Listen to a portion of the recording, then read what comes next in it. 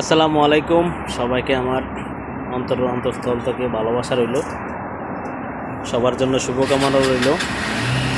তো আজকে কয়েকদিন হয়েছে আমি কথা বলি না ফেসবুকে। তো কোনো কারণে হয়তো মন খারাপ হইতেই পারে। মানুষের মন অন্য সেকেন্ডে পাল্লা যে কোনো সময় চেঞ্জ হইতে পারে, আপ ডাউন হয়, জোয়ার বাটা যেরকম হয় সাগরের মধ্যে, এরকম মানুষের জীবনও জোয়ার বাটা থাকবে ইনশাল্লাহ। এরকম হয়, মাঝে মধ্যে হয়ে যায়, কিছু করার নাই।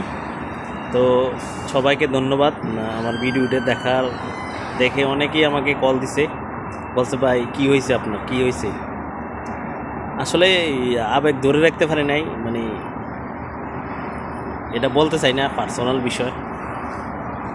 তো অনেকেই দেখছি আমার খুব কাছের যারা আছে, তারা সাথে সাথে কল করছে, নক করছে। আমি বুঝতে পারি নাই যে এরকম হবে, এরকম কোনো ভিডিও আমি আর দেব না। আমি সরি, দুঃখিত। ভিডিওটা দেওয়ার বুঝতে পারি নাই, আবেগ ধরে রাখতে পারি নাই। তো আজকে কয়েকদিন ধরে প্রচণ্ড গরম, মানে বলার বাইরে। আপনাদের সাথে অনেক দিন হয়ে গেছে কথা হয় না। তো কালকে দেখলাম ফেসবুকে, তো সবসময় দেখি।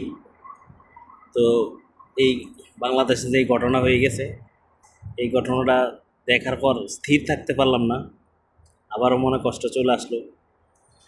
বিধাতার লিখন, যখন যার মৃত্যু হবে সে চলে যেতে হবে, কিন্তু এই মাসুম বাচ্চারা যে চলে গেল, মানে বাপ মা আল্লাহ যেন তাদেরকে ধৈর্য ধরার ক্ষমতা রাখে, সব বাপ মা, আমি বলবো।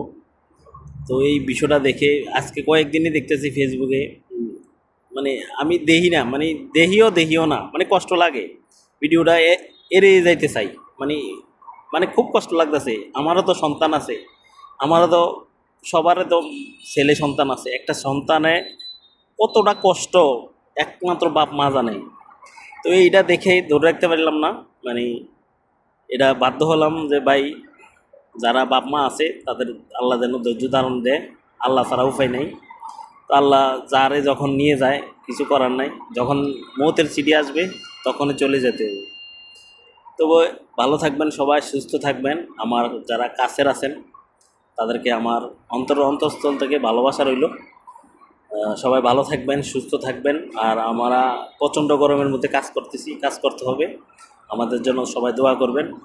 আমরা যারা রাইডার আছি গরমের মধ্যে যেন সুস্থতা, অন্তত আল্লাহর কাছে সুস্থতা কামনা করি।